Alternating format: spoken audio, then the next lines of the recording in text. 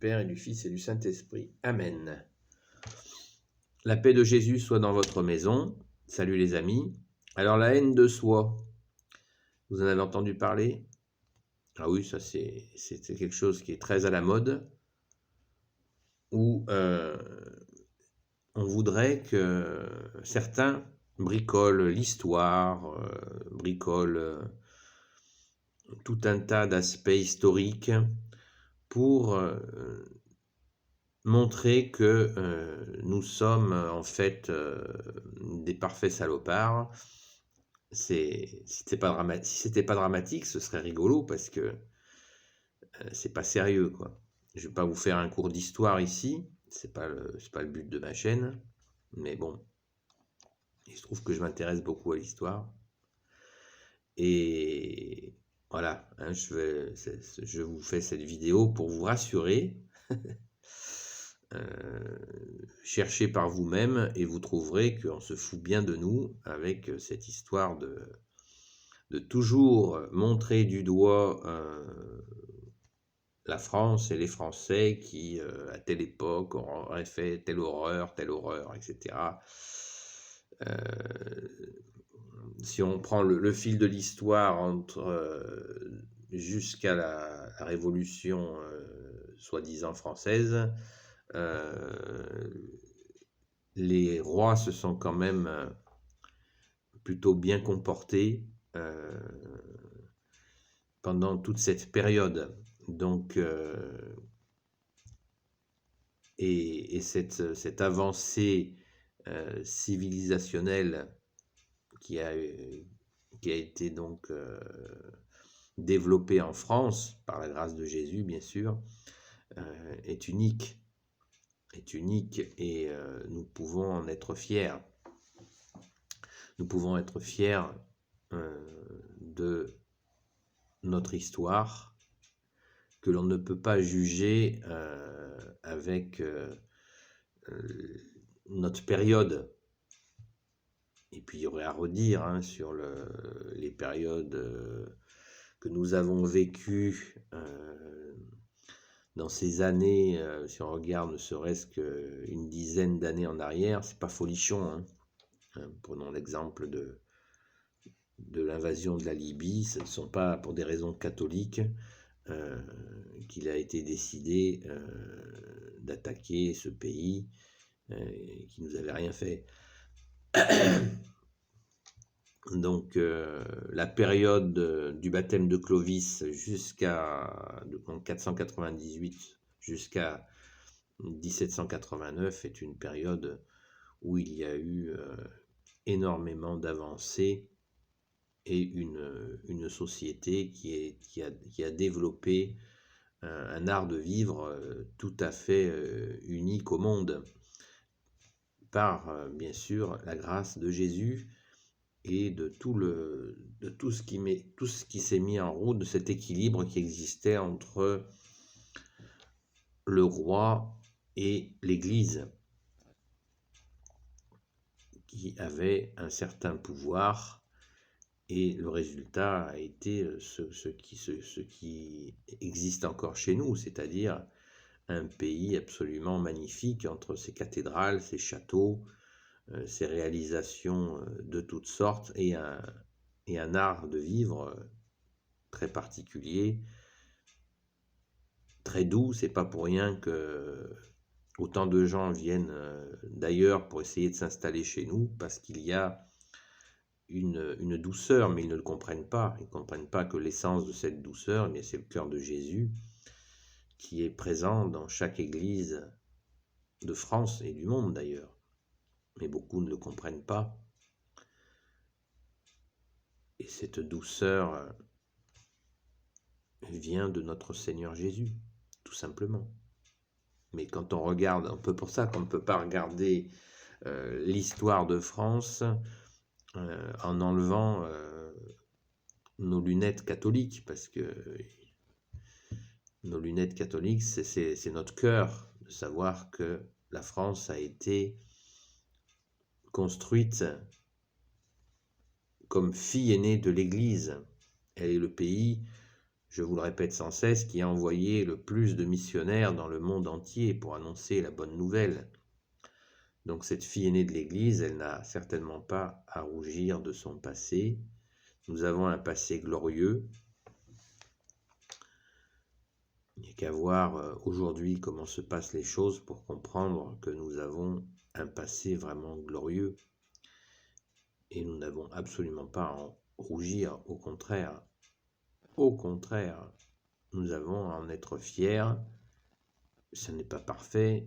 La perfection, elle n'est pas de ce monde. C'est le royaume des cieux qui est parfait. Ce n'est pas ce qu'ont fait les hommes. Les hommes, ils ont fait de leur mieux. Il y a eu des périodes difficiles, bien sûr, mais la France, les Français ont fabriqué, ont conçu par la grâce de Jésus un art de vivre qui est très particulier, qui est vraiment exceptionnellement doux, merci Jésus. Prenons la relation par rapport aux femmes, qui est vraiment quelque chose de très particulier à chez nous. Bien sûr, certains vont extirper tel ou tel fait historique pour essayer de nous culpabiliser. Mais nous n'avons pas à nous culpabiliser, l'histoire est l'histoire. C'est comme ça. Donc soyons apaisés, soyons fiers d'être français et fiers de notre histoire que nous prenons telle qu'elle a été. Le problème, c'est qu'elle n'est pas enseignée, elle n'est plus enseignée dans les écoles. Donc effectivement, ce qui fait que n'importe quel farfelu va prendre un élément de sortie de son contexte et va bien sûr appuyer très fort sur un élément sorti de son contexte, et c'est une manière très rusée pour nous effondrer sur un sujet. C'est juste, c'est pas honnête comme attitude, comme pratique.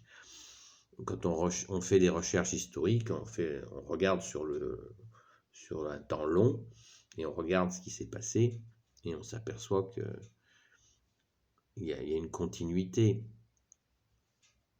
Il y a une continuité. Vous aviez une époque, à l'époque du Moyen-Âge, il y avait les corporations. Donc la sécurité sociale, par exemple, n'a rien inventé. Les métiers avaient des caisses de secours. Chaque métier avait des caisses de secours pour les gens qui étaient malades, qui avaient des accidents de chantier. Et il y avait une aide il y avait une solidarité dans chaque corps de métier. Donc voilà, on nous présente les choses souvent d'une manière abominable, ce qui est faux. Il y a eu de très belles choses. Mais ça, c'est l'habitude de la télé. C'est pour ça que je vous dis de vous débarrasser de votre télé, parce que il y a une habitude de toujours montrer que des aspects négatifs et en les grossissant. Voilà. C'est l'effet de loupe. Mais on n'étudie pas l'histoire avec une loupe. On étudie l'histoire déjà dans sa globalité, et après on peut faire des recherches beaucoup plus précises, bien sûr, mais sans oublier qu'elles sont dans un contexte donné. C'est ça, comprendre l'histoire sans chercher à comprendre le contexte, c'est ridicule. Ça n'a aucun sens. Voilà. Donc je ne vais pas faire l'inventaire de toutes les misères on nous jette à la figure, parce que ça serait déjà leur en faire de la publicité, donc ça n'a aucun intérêt. Mais vraiment, soyons dans la joie d'être sauvés par Jésus, la joie que Jésus ait choisi la France comme fille aînée de l'Église. Nous avons vraiment à être fiers de cette fille aînée de l'Église, et faisons tout pour, bien sûr, poursuivre cette grâce que nous avons d'être donc les continuateurs de cette fille aînée de l'Église. C'est une grâce.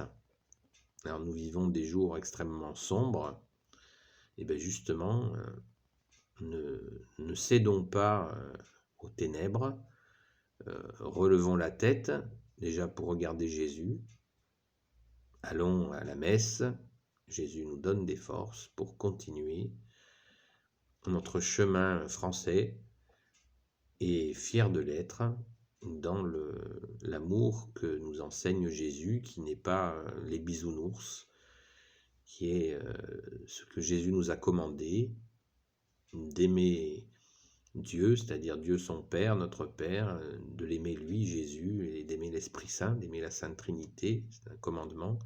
Et il nous commande aussi d'aimer notre prochain, celui qui est proche de nous, celui avec qui nous faisons qu'il soit proche. C'est ça l'amour du prochain. Et c'est un commandement, c'est pas une demande.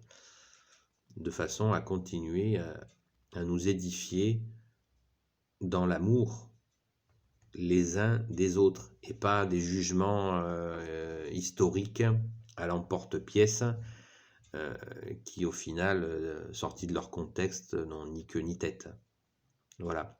Donc confiance les amis, soyons confiants que nous aurons des heures glorieuses qui reviendront pour notre beau pays, la France, et restons dans l'espoir. Quand on est dans l'espoir, nous savons que nous accédons à cette grâce. L'espérance est une grâce, c'est une des 3 grâces du Saint-Esprit à notre saint baptême catholique. Donc ne nous fermons pas à l'espoir. Gloire au Père, au Fils et au Saint-Esprit. Amen.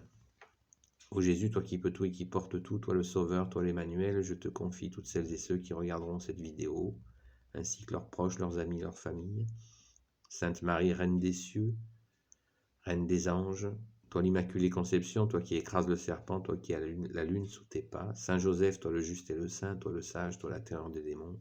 Sainte Marie-Madeleine, et vous tous les saints et saintes amis de Jésus, et vous, Saint Michel Archange qui est comme Dieu, Saint Gabriel Archange, Saint Raphaël Archange, et tes anges guérisseurs, et vous tous les anges qui servez Jésus, je vous confie toutes celles et ceux qui regarderont cette vidéo, leurs proches, leurs amis, leurs familles. À bientôt les amis, la paix de Jésus soit dans votre maison.